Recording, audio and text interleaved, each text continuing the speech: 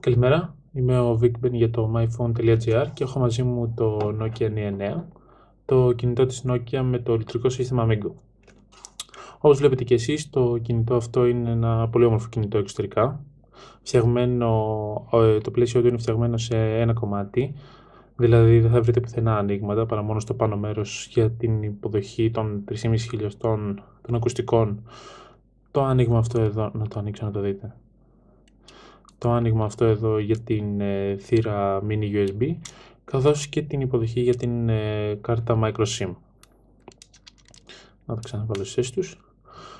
Το κινητό είναι πολύ όμορφο, όπως βλέπετε και εσείς, διαθέσιμο σε μαύρο, χρώμα ροζ, μπλε αλλά και λευκό.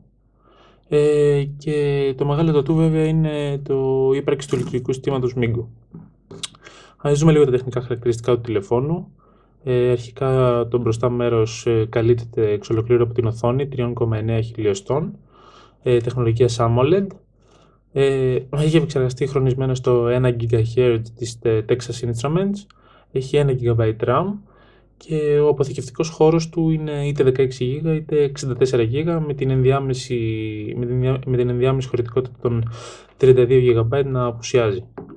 Στο πίσω μέρος θα δούμε την κάμερα με τα οπτικά μέρη της Carl Zeiss, όπως βλέπετε και εδώ, διπλό LED flash, η οποία μπορεί να τραβάει φωτογραφίες μέχρι 8 MP και βίντεο στα 720p. Επίσης η συσκευή διαθέτει υπομποδέκτη NFC, κάτι που στα επόμενα χρόνια λογικά θα του χρειαστεί, ενώ έχει επίσης GPS, πηξίδα, αξελαρόμετρο και τους συνηθισμένους αισθητήρες. Πάμε να δούμε το κινητό.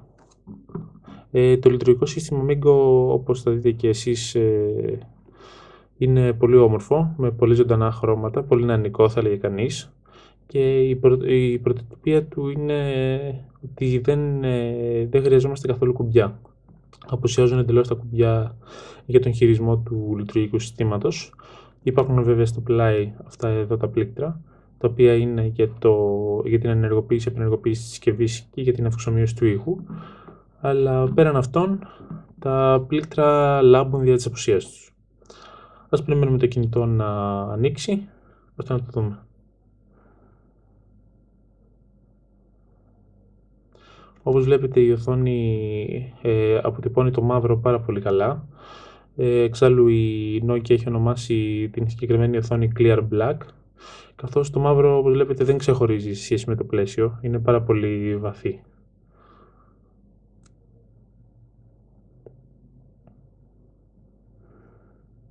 Το κινητό απευθύνεται στον μέσο χρήστη, ο οποίος δεν έχει πάρα πολλές απαιτήσεις από το smartphone του, αλλά θέλει να πάρει τηλέφωνο και να στείλει μηνύματα εύκολα, γρήγορα, να μπει στο ίντερνετ γρήγορα και να τσεκάρει τα email του. Δεν θα βρείτε πολλές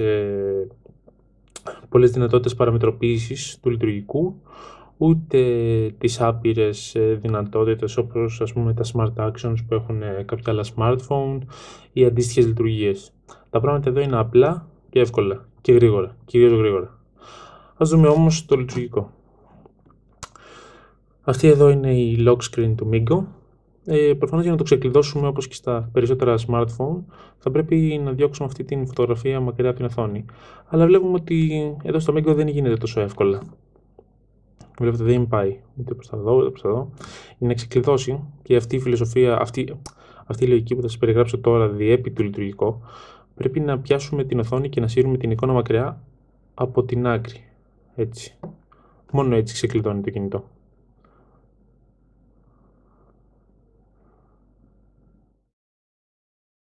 Ορίστε.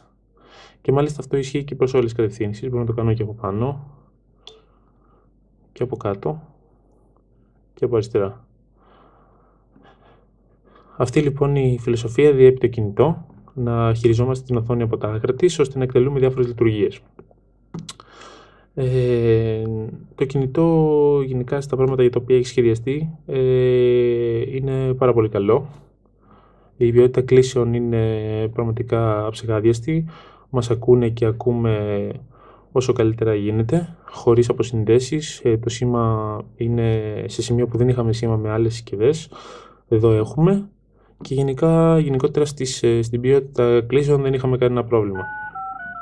Σημαίνει και με τα μηνύματα, όπου μάλιστα η εφαρμογή Messenger της συσκευής είναι πάρα πολύ καλή και υποστηρίζει, εκτός από τα κλασικά SMS, ενσωματώνει μέσα στην ίδια την εφαρμογή τις υπηρεσίες messaging του Facebook, του Twitter, όχι του Twitter, ψέματα, του Skype, του Google Chat, όπως θα δείτε.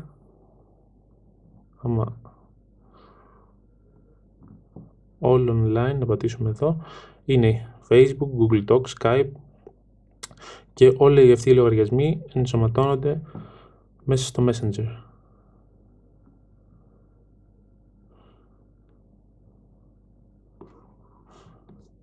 Εδώ έχουμε εισερχόμενα από όλες αυτές τις υπηρεσίες στο ίδιο σημείο, ώστε να μην χρειαζόμαστε να αλλάζουμε εφαρμογή κάθε φορά. Πολύ πρακτικό.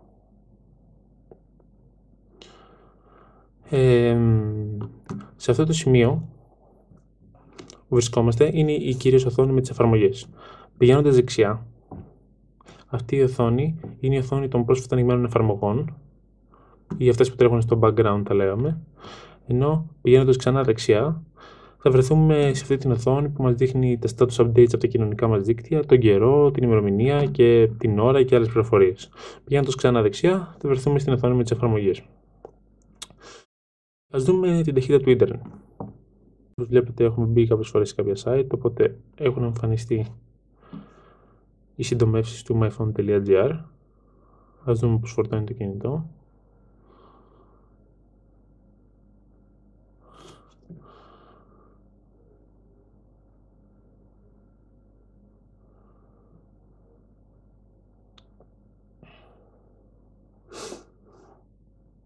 Δεν ξέρω τι αίσθηση παίρνετε εσείς από την ταχύτητα της συσκευής.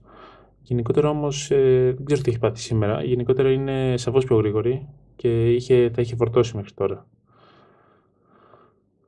Σχεδόν έχει τελείωσε. Όπως βλέπετε, το scrolling είναι πάρα πολύ ομαλό και καλό. Καθόλου κολλήματα. Λίγο το φαινόμενο αυτό του Canva εμφανίζεται λόγω του μικρού, θα λέγαμε, επεξεργαστή, αλλά πέραν αυτού δεν έχει κανένα πρόβλημα. Όπως και στο zoom in, zoom out, θα δείτε, κανένα πρόβλημα. Πολύ ομαλό. Πολύ ομαλό και χωρίς κολλήματα καθόλου.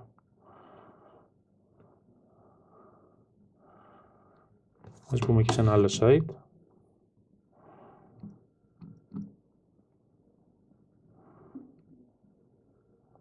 Goodbye.gr.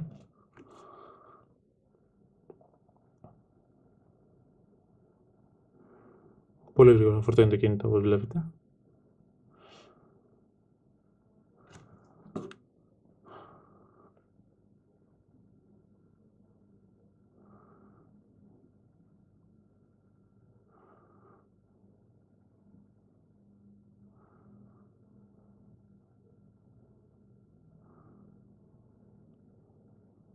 Δεν αποκρίνεται κατά τη φόρτωση, βλέπουμε εδώ.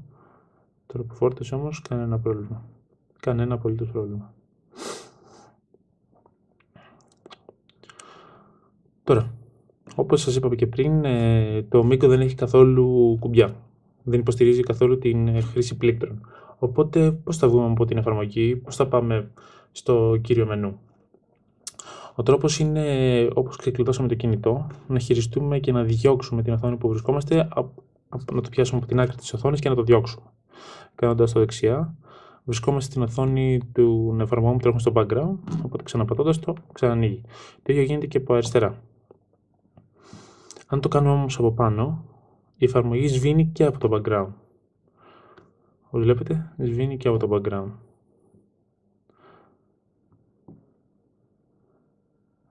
Η Nokia έχει σχεδιάσει πολύ καλά το σημείο αυτό και είναι πολύ εύκολο και γρήγορα να κλείσει κάποιος με εφαρμογή ή να μεταβεί σε άλλες. Πραγματικά γρήγορα.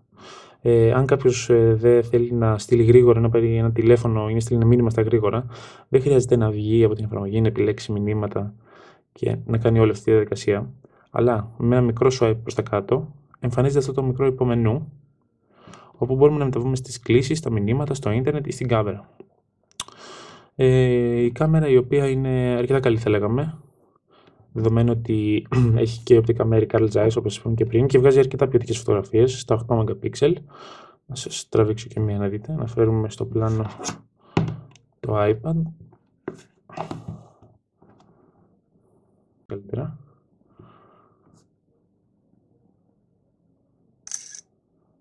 Ενεργοποιήθηκε και το flash, όπως είδατε. Εντάξει, πέραν της ενεργοποίησης του flash, εδώ βλέπουμε είναι πολύ καλά εστιασμένη φωτογραφία, ευανάγνωστα τα γράμματα πίσω. Η φωτογραφική γενικά είναι καλή, όπως βλέπετε εδώ και σε landscape mode. Βλέπετε εδώ το Ολυμπιακό στάδιο, πολύ καλά τα χρώματα, πολύ καλό το πράσινο, πολύ καλό το πίσω τα μπλε. Είναι μια αρκετά καλή φωτογραφική μηχανή και σίγουρα τα οπτικά μέρη της Carl Zeiss βοηθάνε σε αυτό. Ως συνήθως, για να φύγουμε από μια εφαρμογή, προς τα κάτω και σβήνονται. Αν δεν έχουμε στο background πολλές εφαρμογές και θέλουμε να τις σβήσουμε όλες μαζί, για να μην πατάμε πολλές φορές το Χ, το οποίο είναι κουραστικό, η Nokia έχει ενσωματώσει αυτό το close all κουμπί, οπότε γίνονται τα πράγματα με μία κίνηση. Γενικά πολύ πρακτικό το Nokia N9, παιδιά. Όσο καιρό το χρησιμοποιούσα ήμουν πάρα πολύ ευχαριστημένος.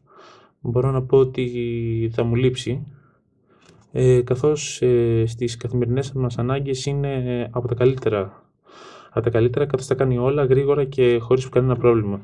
Πολύ καλή ενσωμάτωση των κοινωνικών δικτύων, πολύ καλές messaging δυνατότητες και το ίντερνετ του είναι αρκετά γρήγορο. Σήμερα στο βίντεο αυτό ενδεικτικά δεν τα πήγε τόσο καλά, αλλά σε γενικές γραμμές είναι πάρα πολύ γρήγορο και καλό. Συγκρίνεται δηλαδή με high-end συσκευές. Τώρα όσον αφορά το smartphone βέβαια, το Nokia N9 έχει το δικό του store, το Nokia Store, το οποίο εντάξει δεν είναι σαν το Android Market ή σαν το App Store, αλλά βεβαίως έχει αρκετές εφαρμογές για να περάσετε αρκετές ώρες μαζί με το κινητό. Έχει αρκετές εφαρμογές να κατεβάσετε, τόσο παιχνίδια όσο και productivity εφαρμογές, όπως και utilities, δηλαδή εφαρμογούλες για να κάνετε το LED flash φακό και άλλα τέτοια, δηλαδή δεν θα σας απογοητεύσει. Και βεβαίως όσο περνάει ο καιρός, τόσο περισσότερες εφαρμογές θα εμφανίζονται. Αυτό ήταν μια γρήγορη ματιά στο Mi 9, ένα πολύ καλό κινητό. Όσοι θα το αγοράσετε θα το λατρέψετε σίγουρα. Να ευχαριστήσουμε την Nokia που μας παραχώρησε το κινητό και εμείς θα τα ξαναπούμε σε κάποιο μελλοντικό review. Γεια σας.